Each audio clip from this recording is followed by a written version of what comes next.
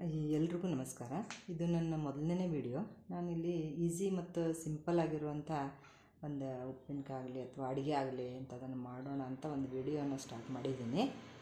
ಅಂದ್ಕೊಂಡಂಗೆ ಅದು ಈಗ ಈಸಿ ಮತ್ತು ಸಿಂಪಲ್ ಆಗಿರುವಂಥ ಒಂದು ಗಜ್ಜರಿ ಮತ್ತು ಮೆಣಸಿನ್ಕಾಯ್ದು ಕ್ಯಾರೆಟನ್ ಅಂತಿರಲ್ಲ, ಅದು ಉಪ್ಪಿನಕಾಯಿ ಹಾಕಿ ತೋರಿಸೋಣ ಅಂತ ಗಜ್ಜರಿ ಮತ್ತು ಮೆಣಸಿನ್ಕಾಯನ್ನು ಹಾಕಿ ಒಂದು ಉಪ್ಪಿನಕಾಯಿನ ಹೇಗೆ ಮಾಡ್ಬೋದು ಈಸಿಯಾಗಿ ಅಂತ ತೋರಿಸ್ತಾ ಇದ್ದೀನಿ.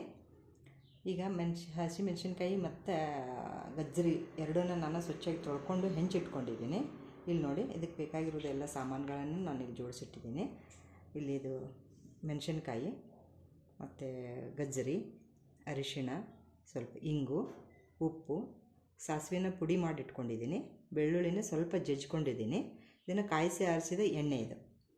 ಸೊ ಇದನ್ನೆಲ್ಲನೂ ಸೇರಿಸ್ಬಿಟ್ಟು ನೀವು ಇದಕ್ಕೆ ಬೇಕಾದರೆ ನೀವು ನಿಂಬೆಹಣ್ಣನ್ನು ಹಾಕ್ಕೋಬೋದು. ನಿಂಬೆಹಣ್ಣು ಹಾಕ್ಕೊಂಡ್ರೆ ಸ್ವಲ್ಪ ಸಕ್ಕರೆಯನ್ನು ಹಾಕ್ಕೋಬೇಕು. ಇಷ್ಟಕ್ಕೆಲ್ಲ ಒಂದು ನಿಂಬೆಹಣ್ಣು ಸಾಕು ಅನಿಸುತ್ತೆ. ಜಾಸ್ತಿ ಆಗಿಬಿಟ್ರೆ ಎಲ್ಲ ಹುಳಿ ಹುಳಿ ಆಗಿಬಿಡುತ್ತೆ, ಗಜ್ಜರಿದು ಫ್ಲೇವರ್ ಕಡಿಮೆ ಆಗಿಬಿಡುತ್ತೆ ಅಂದ್ಕೊಂಡು ನಾನು ನಿಂಬೆಹಣ್ಣು ಹಾಕ್ತಾಯಿಲ್ಲ. ನೀವು ಬೇಕಾದರೆ ನಿಂಬೆಹಣ್ಣನ್ನು ಹಾಕ್ಕೋಬೋದು. ಇದನ್ನು ನೀವು ಎಲ್ಲನೂ ಸೇರಿಸ್ಬಿಟ್ಟು ಹಾಕಿದ ಮೇಲೆ ಒಂದು ವಾರದವರೆಗೂ ಹೊರಗಡೆ ಇಟ್ಟರು ಏನೂ ಆಗೋದಿಲ್ಲ. ನೀವು ತುಂಬ ದಿನ ಇಡಬೇಕು, ಜಾಸ್ತಿ ಮಾಡಿದ್ದೀರಾ ಅಂತಂದರೆ ಫ್ರಿಜ್ಜಲ್ಲೂ ಇಟ್ಕೋಬೋದು. ನಾನೀಗ ಅದನ್ನು ಮಾಡಿ ತೋರಿಸ್ತೀನಿ ನಿಮಗೆ. ನೋಡಿ, ಇದು ನಿಮಗೆ ಇಷ್ಟ ಆದರೆ ಒಂದು ಸರಿ ನೀವು ಮಾಡಿ ನೋಡಿ.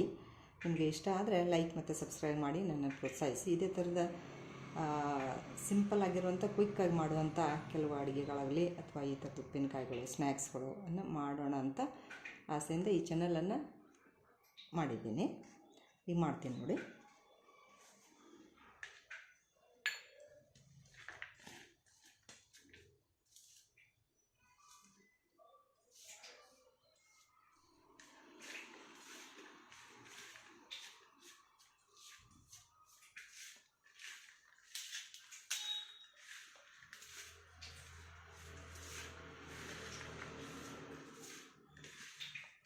ಎಲ್ಲ ಈ ಥರ ಚೆನ್ನಾಗಿ ಸೇರಿಸ್ಕೊಂಡ್ಬಿಟ್ಟು ಎಣ್ಣೆ ಇರ್ತದಲ್ಲ, ಕಾಯಿಸಿ ಆರಿಸ್ಕೊಂಡು ಇಟ್ಕೊಂಡಿರಿ. ಸ್ವಲ್ಪ ಎಣ್ಣೆ ಸೇರಿಸ್ಬಿಟ್ರೆ ಇದನ್ನು ನೀವು ಈ ದಿವಸ ಹಾಕ್ಬಿಟ್ಟು ನಾಳೆನೇ ತಿನ್ಬೋದು, ಆ ಥರ ರುಚಿಯಾಗಿರುತ್ತೆ.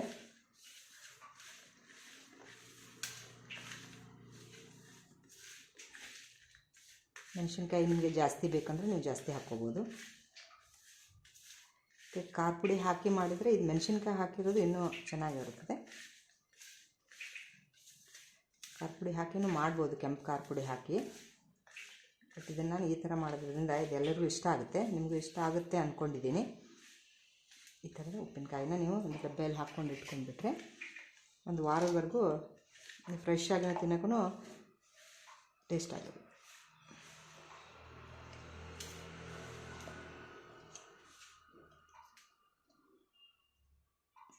Thank you.